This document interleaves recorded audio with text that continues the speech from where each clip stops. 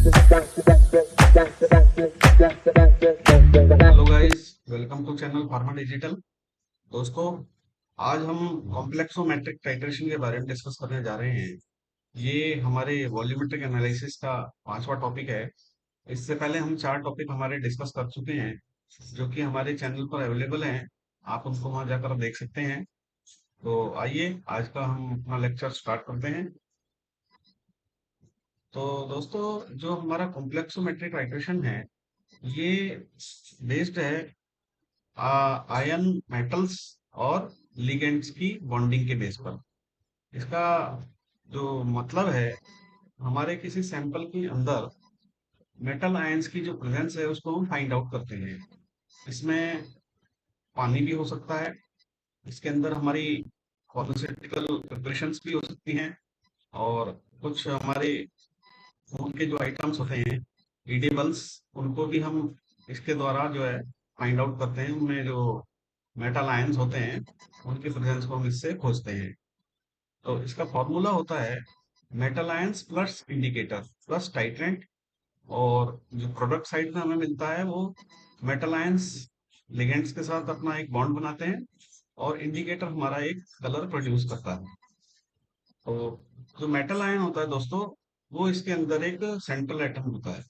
यानी कि जो हमारे लिगेंड्स होते हैं, वो इसको अपने चारों तरफ से जकड़ लेते हैं और एक मजबूत बॉन्ड बना लेते हैं।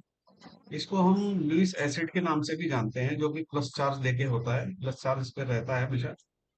और जब ये इनिशियल स्टेज पे होता है, तो इंडिकेटर के साथ ये अपना एक बॉन्ड बनाता है। यानी जब हम हमारा टाइट्रेशन स्टार्ट करते हैं, तो जो हमारा सैंपल होता है यानी कि एनालाइट, उसके अंदर हम इंडिकेटर की कुछ ड्रॉप्स डाल देते हैं। और जब इसके अंदर ड्रॉप डाली जाती है, तो ये एक अनस्टेबल सा बॉन्ड बना लेता है। एक केमिकल बॉन्डिंग उसमें देखने को मिलती है हमें। और उसका जो कलर है, वो वाइट से और वाइन कलर हो जाता है, यानी कि क्लियर कलर से उसको वाइन रेड कलर का हमें एक फॉर्मेशन देखने को मिलता है। इसको हम केटायंस भी बोल सकते हैं। दूसरा, इसमें टाइट्रेंट जो होता है, वो लुईस बेस होता है, जिसका माइनस चार्ज होता है। और ये स्टेबल कोवेलेंट बॉन्ड बनाता है। आपने बॉन्डिंग अपनी पढ़ी होगी इंटर के लेवल पर। तो अपने आयनिक बॉन्ड, कोवेलेंट बॉन्ड, इस तरह के बॉन्ड हमने देखे थे पढ़ने में वहां पर। और जब ये हमारे मेटल आयन के साथ बॉन्ड बनाते हैं, तो व्हाइट कलर प्रोड्यूस करते हैं। और इनको जो है हम एनायन या न्यूट्रल, इस तरह का भी बोल सकते हैं। और लिगेंड तो हम इनको बोलते ही हैं। अब जैसे कि हमने एग्जांपल के तौर पर लिया है titration of calcium with EDTA. EDTA होता है ethylene diamine tetra acetic acid. तो जब इसका हम कैल्शियम मेटल के साथ टाइट्रेशन कराते हैं, तो हमें एक ये बॉन्ड देखने को मिलता है, जिसमें सी ए ईडीटीए, इसके ऊपर -2 चार्ज होता है।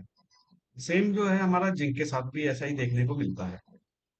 अब आगे इसमें जो फ्रेंड्स है इंडिकेटर, तो हमारे कुछ इंडिकेटर्स हैं जो हम इसमें यूज करते हैं। अलग अलग हमारे जो मेटल आयंस होते हैं, उनके लिए अलग अलग हमारा इंडिकेटर का काम फिक्स होता है।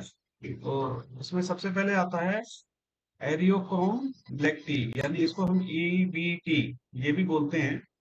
ये मेनली होता है कैल्शियम, मैग्नीशियम, जिंक, इस तरह के जो हमारे मेटल आयंस होते हैं उनके साथ ये इंडिकेटर का काम करता है। उसके बाद है इसमें कैल्मा गाइड, जो कि कैल्शियम और मैग्नीशियम के टाइट्रेशन में काम आता है। फिर इसमें यूरेक्साइड आई है, ये कॉपर और निकल का जो टाइट्रेशन होता है उसमें इंडिकेटर का काम करता है। और जाइलेनॉल है, ये आता है एल्युमिनियम और फेरस के काम। फिर इसमें बाद में है सॉल्वेंट फॉर टाइट्रेंट, यानी कि जो हमारा नॉन सैंपल होता है, उस नॉन सैंपल के लिए हम जो सॉल्वेंट लेते हैं, उसमें सबसे पहले वाटर आता है। तो वाटर तो आपको मालूम है फ्रेंड्स, एक यूनिवर्सल सॉल्वेंट है। और बहुत सारे जो हमारे कंपाउंड्स होते हैं, वो वाटर के प्रेजेंस में अपना टाइट्रेशन करते हैं। इसके बाद आता है हमारा एस्टिक एसिड। तो एस्टिक एसिड जो है, हम जब ईडीटीए को लेते हैं, एज ए टाइट्रेंट, तो एसिटिक एसिड को हमें उसमें डिजोल्व करना होता है। इसके बाद है हमारा अमोनिया। तो अमोनिया जो है वो भी एक सॉल्वेंट के तौर पे काम आता है टाइट्रेंट में। और अलग अलग तरह के जो हमारे कंपाउंड्स होते हैं वो अमोनिया के अंदर अपना स्टेबिलिटी शो करते हैं, और उनका डिसोसिएशन भी इसी में ही होता है, इसलिए इसको यूज किया जाता है। इसके बाद है सॉल्वेंट फॉर सैंपल, यानी कि जो हमारा एनालाइट होता है उसके लिए हम जो सॉल्वेंट लेते हैं उसमें डाइल्यूटेड HCl या H2SO4 यानी कि सल्फ्यूरिक एसिड जो है वो हम यूज करते हैं। ये जो हमारे इनसॉल्युबल मेटल्स होते हैं उनको सॉल्युबल कर देता है, ताकि जो हमारा बॉन्डिंग का काम है वो अच्छे से परफॉर्म हो सके इसमें। उसके बाद हमारा आता है बफर सॉल्यूशन। तो फ्रेंड्स, कुछ ऐसे टाइट्रेंट्स होते हैं जो कि बफर सॉल्यूशन के अंदर अपना स्टेबिलिटी शो करते हैं। अगर अगर उसका पीएच न्यूट्रल नहीं रहेगा या जितनी रिक्वायर्ड उसकी जरूरत है उसके हिसाब से, तो फिर वो अपना बॉन्ड अच्छे से बना नहीं पाते हैं, और फिर हमारा जो रिजल्ट है वो हमें प्रॉपर देखने को नहीं मिलता है। फिर उसके बाद आता है हमारा सॉल्वेंट मिक्सचर्स। इसके अंदर हम अलग अलग तरह के जो हमारे सॉल्वेंट हैं उसको यूज करते हैं, जैसे वाटर एंड अल्कोहल है, इसको यूज करते हैं हम फॉर ऑर्गेनिक सैंपल्स। ताकि हमारा जो ऑर्गेनिक सैंपल है वो वाटर में पूरी तरह से डिजोल्व नहीं हो पाता है, तो अल्कोहल उसको डिजोल्व करने में मदद करता है। इसमें कुछ प्रिकॉशंस भी हमें रखनी पड़ती है। पहला तो ये होता है कि इसके अंदर जो हमारा केमिस्ट होता है जो इस टाइट्रेशन को कंडक्ट करता है, उसको कुछ लेबोरेटरी की प्रैक्टिस अच्छी होनी चाहिए। और जो वॉल्यूम्स हैं हमारी मेजरमेंट की, वो एक प्रॉपर वे में, प्रिसाइज वे में हमें एक्यूरेटली लिखनी होती है। फिर मिक्सिंग जो होती है वो प्रॉपर करनी पड़ती है। और हमारे जो इक्विपमेंट होते हैं, लेबोरेटरी इक्विपमेंट, यानी कि जो हमारे ब्यूरेट है, क्लोनिकल कॉनिकल फ्लास्क है, ये सब हमारा कैलिब्रेटेड होना चाहिए। यानी कि हमारा जो एक समतुल्य करना होता है, जिसको हम समतुल्यकरण कहते हैं, हमारे कैलिब्रेटेड इक्विपमेंट के साथ, वो इसमें पूरी प्रॉपर होना चाहिए और केमिकल्स जो हैं वो बड़े सेफली हमें हैंडल करने होते हैं, अदरवाइज हमें एक्सीडेंट देखने को मिल जाता है। इसके बाद जो हमारे अपार्टसेस होते हैं, उन अपार्टसेस को हमें रिगरस यानी कि बहुत अच्छे से रगड़ के साफ करना होता है, अदरवाइज जो हमारे पहले की कोई उसके अंदर टेस्ट किए गए हैं, तो ये हमारे एग्जामिनेशन की गई है, उसके जो मॉलिक्यूल्स हैं उसमें कुछ माइनर जो उसकी जो वॉल्स होती हैं उस पे लगे हुए रह जाते हैं, और वो फिर हमारे जो टाइट्रेशन है उसमें इंटरफेयर करते हैं। तो ये सब चीजें हमें प्रिकॉशंस के तौर पर ध्यान रखनी होती है। इसके बाद आता है कॉम्प्लेक्सिंग एजेंट या टाइट्रेंट। तो कॉम्प्लेक्सी एजेंट में सबसे पहले दोस्तों आता है इथाइलिन डाइअमीन टेट्रा एसिटिक एसिड, यानी कि ईडीटी है। तो इसका जो है बहुत ज्यादा वाइडली यूज होता है, क्योंकि हम बहुत ज्यादा सैंपल्स में इसी को यूज करते हैं, और ये आसानी से हमें मिल भी जाता है। और फार्मास्यूटिकल एनालिसिस में ये काफी वाइडली यूज होता है। अब इनकी कुछ क्लासिफिकेशंस हैं, जैसे कि मोनोडेंडेट लिगेंड्स। मोनोडेंडेट का मतलब होता है जिनका केवल एक साइड ही हमारे आयन, मेटल आयन के साथ रिएक्ट करते हुए बॉन्ड बनाता है। उसके बाद है बाइडेंडेट, यानी कि दो दो जो उसके साइड होते हैं वो हमारे मेटल आयन के साथ बॉन्ड बनाते हैं। और पॉलीडेंडेट जो होते हैं वो हमारे दो या दो से ज्यादा जो उसकी साइट होती हैं वो जाके मेटल आयन के साथ अपना बॉन्ड बनाती हैं। तो हमारा जो ईडीटी होता है ये हेक्साडेंटेड होता है, यानी कि इसकी 6 साइट्स होती हैं जहां पर ये अपना बॉन्ड बनाता है, और चारों तरफ से हमारे मेटल आयन को ये कैच करके रखता है। इसको फ्लेक्सीडेंटेड भी बोल देते हैं, क्योंकि ये एक से ज्यादा, दो से ज्यादा ये दिखाता है, क्योंकि इसमें जो मेटल आयन है उसके कितने साइट है, रिसेप्टर साइट्स, उसके अकॉर्डिंगली ये अपने आप को मैनेज कर लेता है। तो आप देखें हमारा जो ईडीटी है उसमें ये इसका केमिकल स्ट्रक्चर है, और जब ये बॉन्ड बनाता है तो ये ईडीटी से, यानी कि इथाइलिन डाइअमीन टेट्रा एसिटिक एसिड से इथाइलिन डाइअमीन टेट्रा एसिटो आयन में चेंज हो जाता है। अब आप दोनों को कंपैरिजन करेंगे तो आप देखिए इनके जो चारों एंड्स हैं जहाँ पर कार्बोक्सिलिक एसिड लगा हुआ है COH, यहाँ पर माइनस का निशान जो चार्ज है ये इस पे चारों तरफ आया हुआ है। इसके अलावा जो हमारे नाइट्रोजन के एटम्स हैं, इसके ऊपर दो लोन पेयर आपको देखने को मिल रहे होंगे हमारे एसेटो आयन के ऊपर। तो ये साइड से भी हमारा जो है बॉन्ड बनता है और इस तरह से ये हेक्साडेंडेड यानी कि 6 जगह से अपना एक बॉन्ड बनाने के लिए शो करता है अपना। उसके बाद हमारी जो है इसमें आती है प्रिपरेशंस। तो दोस्तों इसमें प्रिपरेशन में सबसे पहले हमें सैंपल टाइट्रेंट को प्रिपेयर करना होता है, जिसमें इसका डाइजेशन होता है, डाइल्यूशन होता है, फिल्ट्रेशन होता है। इस तरह का जो प्राइमरी वर्क है वो हमें इसमें करना पड़ता है ताकि हमारा जो टाइट्रेशन है वो एक्यूरेट हमारा रिजल्ट हमें दे। इसके बाद जो हमारे टाइट्रेंट होते हैं उनको हम तैयार करते हैं, उनका एक्यूरेटली जो है मेजर करते हैं, क्योंकि ये हमारा नॉन सैंपल होता है। तो इसे हमें अकॉर्डिंगली जो हमारा मोनोग्राफ है उसके हिसाब से तैयार करना होता है। इसके बाद हमारे जो नेसेसरी इक्विपमेंट्स होते हैं जैसे कि ब्यूरेट है, पाइपेट है, कॉनिकल फ्लास्क है और मैग्नेटिक स्टायरर है। मैग्नेटिक स्टायरर होता है जो जिससे कि हम हमारा जो कॉनिकल फ्लास्क है ड्यूरिंग टाइट्रेशन उसको अपने हाथ से ना हिलाकर और मैग्नेटिक स्टायरर से उसको रोटेट करते हैं ताकि हमारा जो मिक्सिंग का प्रोसेस है वो प्रॉपर तरीके से होता रहे। और चौथा इसमें हम अपने जो इक्विपमेंट्स होते हैं उनको कैलिब्रेट करते हैं हमारे स्टैंडर्ड्स, जो हमारे स्टैंडर्ड इक्विपमेंट्स होते हैं हमारे पास उनसे इनको बराबर कर लेते हैं। इसके बाद हमारा टाइट्रेशन प्रोसेस है। तो दोस्तों इसमें टाइट्रेशन प्रोसेस बिल्कुल सिंपल है, जैसा कि हम पहले करते आ रहे हैं। और हम ड्रॉप बाय ड्रॉप हमारा जो टाइट्रेंट होता है वो हम हमारे एनालाइट में छोड़ते हैं। और टाइट्रेशन स्टार्ट करने से पहले हम रीडिंग्स जो होती हैं हमारी, जो हमारे इनिशियल वैल्यूज होती हैं उनको नोट डाउन कर लेते हैं। और उसके बाद जब हमारा टाइट्रेशन कंप्लीट हो जाता है, यानी जब हमारा एंड पॉइंट हमें देखने को मिल जाता है, तो उसके बाद हम उसकी फाइनल रीडिंग को भी नोट कर लेते हैं। फिर इसके बाद जो है इसमें जो हमारी रीडिंग्स हैं उनको हम नोट करते हैं। नोट करने के बाद जो है उसकी कैलकुलेशन हम करते हैं। उसका जो फॉर्मूला है वो हमने यहाँ दिया हुआ है। हमारी जो वैल्यूशन जो हमारी रीडिंग्स हैं, जो हमारी वैल्यूज हैं, उनको हम हमारे इस फॉर्मूले के अंदर पुट कर देते हैं और हमारा जो रिजल्ट है वो हमें देखने को प्राप्त हो जाता है।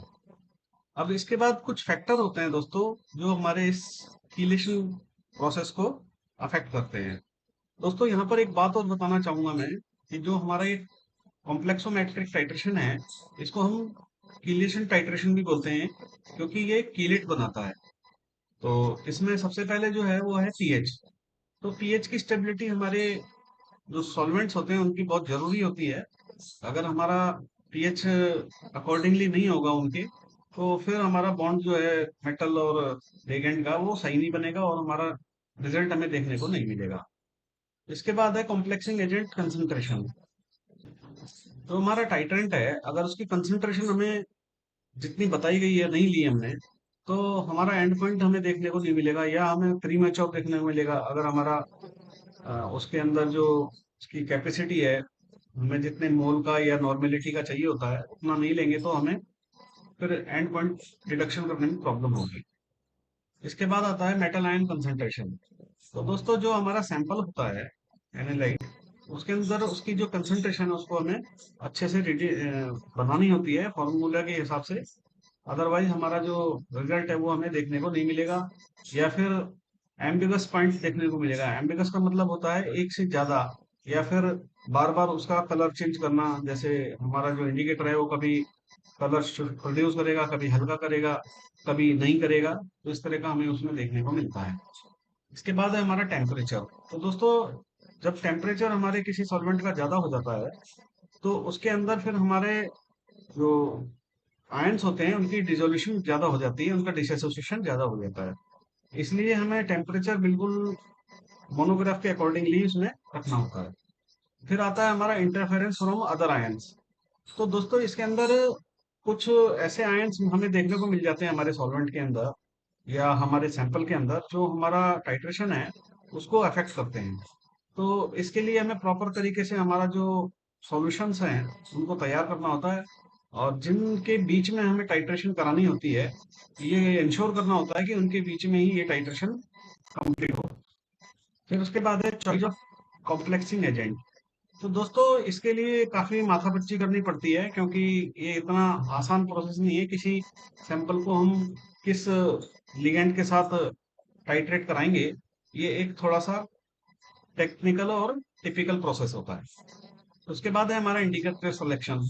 तो दोस्तों हमें जब तक ये मालूम नहीं चलता कि इसमें कौन सा मेटल है या अदर मेटल्स हैं, तो हमें ये इंडिकेटर का सिलेक्शन बड़ी मुश्किल से करने को देखने को मिलता है। इसके बाद जो हमारी टाइट्रेशन है इसकी कुछ क्लासिफिकेशंस है। जैसे कि पहला है डायरेक्ट टाइट्रेशन। तो डायरेक्ट टाइट्रेशन दोस्तों वो होता है जिसमें हम एक एनालाइट लेते हैं, एक हमारा टाइट्रेंट होता है और एक इंडिकेटर, और जो हमारा सिंपल प्रोसेस होता है एंड पॉइंट आने के बाद हम उसको फिर बंद कर देते हैं और हमारा ये जो टाइट्रेशन प्रोसेस है ये कंप्लीट हो जाता है। तो ये एक डायरेक्ट टाइट्रेशन होती है। तो और दोस्तों बैक टाइट्रेशन हमने देखी थी प्रेसिपिटेशन टाइट्रेशन के अंदर। जैसे हमारे टाइट्रेंट है यानी कि जो हमारा नॉन सैंपल है उसकी कुछ बूंदें हम ज्यादा डाल देते हैं हमारे एनालाइट के अंदर, और फिर उसको हम दोबारा एक दूसरे एनालाइट के साथ रिएक्ट कराकर उनका डिटर्मिनेशन करते हैं कि इसमें कितनी मात्रा के अंदर हमारे मेटल आयंस प्रेजेंट हैं। जैसे कि हमने हमारे प्रेसिपिटेशन टाइट्रेशन के प्रोसेस में देखा था कि हमारा जो AgNO3 है वो हमारे एनालाइट के अंदर हम ज्यादा छोड़ देते हैं, और बाद में फिर वो AgNO3 जो है वो भी एक एनालाइट के तौर पे यूज होता है, और हम जो हमारा पोटेशियम थायोसाइनाइड था उसके साथ दोबारा रिएक्ट करा के हमारा रिजल्ट हम लेते थे। इसके बाद आता है हमारा रिप्लेसमेंट टाइट्रेशन। तो दोस्तों रिप्लेसमेंट टाइट्रेशन जो होता है उसमें हमारा जो मेन मेटल आयन होता है उसको हम दूसरे मेटल आयन के साथ रिप्लेस करा देते हैं, और जो हमारा रिप्लेस्ड मेटल आयन होता है उसका जब एंड पॉइंट हम देख लेते हैं, डिटरमाइन कर लेते हैं, तो हमारा ये प्रोसेस हम पूरा कर लेते हैं। इसके बाद होता है हमारा अल्कालीमेट्रिक टाइट्रेशन। तो ये फ्रेंड्स वो होता है जिसमें हमारे जो वीक एसिड्स हैं वो अपना जो H+ आयन है उनका डिसोसिएशन नहीं कर पाते हैं, और इसकी वजह से जो है वो टाइट्रेशन हो नहीं पाता। तो इसमें स्ट्रॉन्ग जो बेस होता है उसको हम एज ए स्ट्रॉन्ग एसिड की तरह काम में लेते हैं, और वो जो वीक एसिड के अंदर H+ आयन्स होते हैं उनको अपनी ओर खींच लेता है, और ये कंप्लीट डिसोसिएशन उसमें हो जाता है। दोस्तों हमें क्लासिफिकेशन वगैरह जो है बहुत ज्यादा डीपली नहीं पढ़नी है, इसमें केवल हमें बेसिक नॉलेज होनी चाहिए, और जितना आपको बताया गया है इतना अगर आप याद कर लेते हैं तो ये मोर देन सफिशिएंट रहेगा। अब इसमें दो तरह के मेथड होते हैं जिससे हम एंड पॉइंट को हम डिटरमाइन करते हैं। पहला तो विजुअल मेथड होता है जो हम हमारी नेकेड आई से देखते हैं। इसमें मेटेलोक्रोमिक या PM इंडिकेटर्स के साथ जैसे हम देखते हैं, या pH इंडिकेटर होते हैं या रेडॉक्स इंडिकेटर्स होते हैं, इनसे हम इसको विजुलाइज कर लेते हैं। सेकंड होता है हमारा इंस्ट्रूमेंटेशन मेथड। तो इसमें हम फोटोमेट्री और पोटेंशियोमेट्री का इस्तेमाल करते हैं। अब दोस्तों इसमें आता है मास्किंग और डिमास्किंग। ये बहुत इंपॉर्टेंट है इसके अंदर, लेकिन बहुत ज्यादा डीपली नहीं है इसको देखना। इसके दो चार पॉइंट आप देख लें। तो मास्किंग और डिमास्किंग तब की जाती है जब हमारे सैंपल सॉल्यूशन के अंदर मेटल आयंस की प्रेजेंस एक से ज्यादा हो, यानी कि हमारे सैंपल के अंदर कैल्शियम का भी हो, कॉपर का भी हो, कैडमियम का भी हो, आयरन का भी हो। तो इस तरह के अगर ज्यादा हमारे मेटल आयंस प्रेजेंट है सैंपल के अंदर और हमें किसी एक की डिटर्मिनेशन करनी है, तो हम कुछ ऐसे रिएजेंट्स को डालते हैं जिससे जो हमारा कंपाउंड ज्यादा मेटल आयंस को अपने यहाँ स्टोर किए हुए है उसमें से केवल एक को ही लिगेंड के साथ बॉन्ड बनाने के लिए अलाउ करें। तो इस तरह के जो रिएजेंट्स होते हैं उनको मास्किंग एजेंट्स बोलते हैं। और डीमास्किंग इसका जस्ट अपोजिट है, यानी कि जिनको हमने मास्क किया था उनको हम डीमास्क इसमें से कर देते हैं। और इसका जो पर्पस है क्यों किया जाता है, तो to improve the selectivity and accuracy of the analysis, यानी कि जो हम सेलेक्ट करने वाले होते हैं किसी एलिमेंट को, उसी के लिए ये काम करता है। दूसरा ये है कि ये इंटरफेरिंग जो स्पेसीज होती हैं उनको मास्क कर देते हैं। तीसरा ये है कि इसके अंदर डिमास्किंग जो है हम करके, और जो और स्पीसीज उसमें अवेलेबल हैं उनकी भी हम प्रेजेंस को उसमें नाप सकते हैं। अब इसमें कुछ मास्किंग एजेंट्स हैं, जैसे कि साइनाइड है, थायोसाइनाइड है, अमोनियम फ्लोराइड है, सोडियम फ्लोराइड है, सोडियम फॉस्फेट है, अमोनियम ऑक्सलेट है। ये किन किन के लिए सूटेबल हैं ये इनके आगे लिखे हुए हैं, आप इनको याद कर सकते हैं यहाँ से। बाद में इसका है डिमास्किंग एजेंट्स। तो फ्रेंड्स, डिमास्किंग एजेंट्स जो होते हैं वो जस्ट अपोजिट होते हैं मास्किंग एजेंट्स के, यानी कि जिनको हमने मास्क कर दिया था उनको ये डिमास्क कर देते हैं। जैसे कि ईडीटी है, अमोनियम क्लोराइड है, अमोनियम एसिटेट है, सोडियम एसिटेट है, हाइड्रोक्सीगामीन हाइड्रोक्स हाँ हाइड्रोक्लोराइड है, सोडियम सल्फेट है। तो इनके आगे इनके जो मेटल्स हैं जिनको ये डिमास्क करते हैं वो लिखे हुए हैं। अब इनकी जो है कुछ एडवांटेज है। पहले तो ये कि ये हाई सिलेक्टिविटी शो करते हैं, यानी कि जो हमारे लिगेंड्स होते हैं वो पर्टिकुलर किसी एक आयन के लिए ही होते हैं।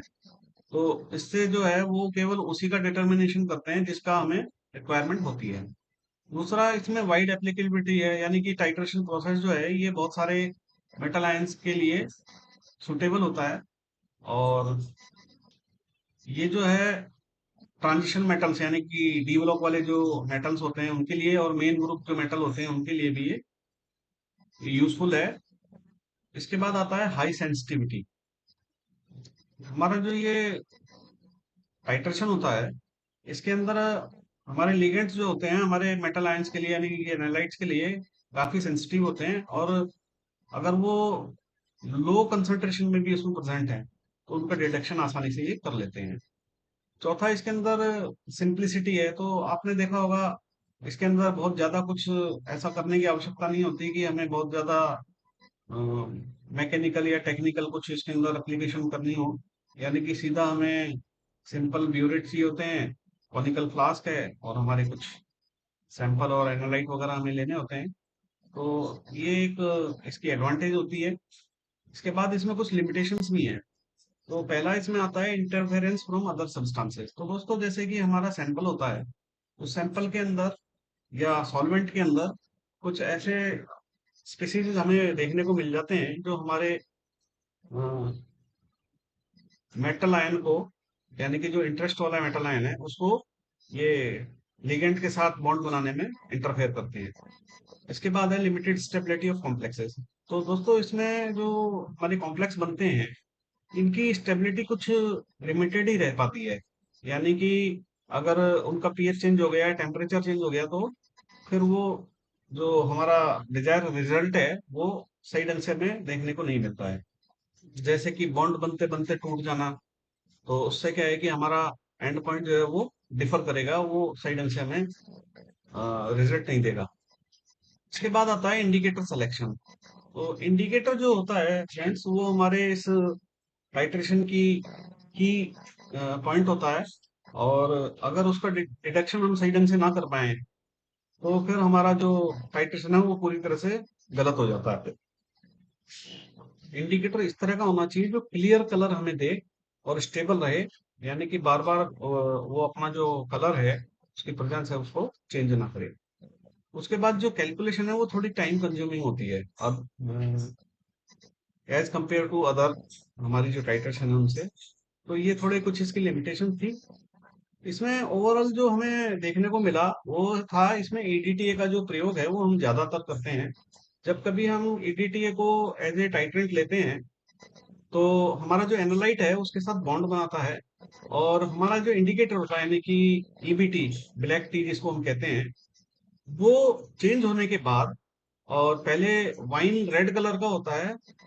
जब हमारा टाइट्रेशन कंप्लीट हो जाता है और एंड पॉइंट आ जाता है तो हमारा इंडिकेटर ब्लू कलर में चेंज हो जाता है। और इसी तरह से हम ये मालूम कर पाते हैं कि हमारा जो टाइट्रेशन है वो कंप्लीट हो चुका है।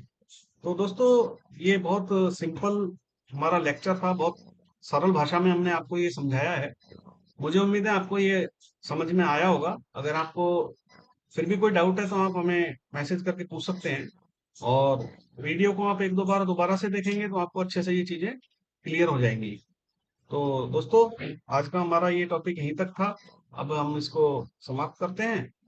और अगर आपको ये वीडियो अच्छा लगा तो आप हमें शेयर करें अपने फ्रेंड्स के साथ, हमारे वीडियो को लाइक करें, और सब्सक्राइब नहीं किया हो अभी तक तो उसको सब्सक्राइब कर लें।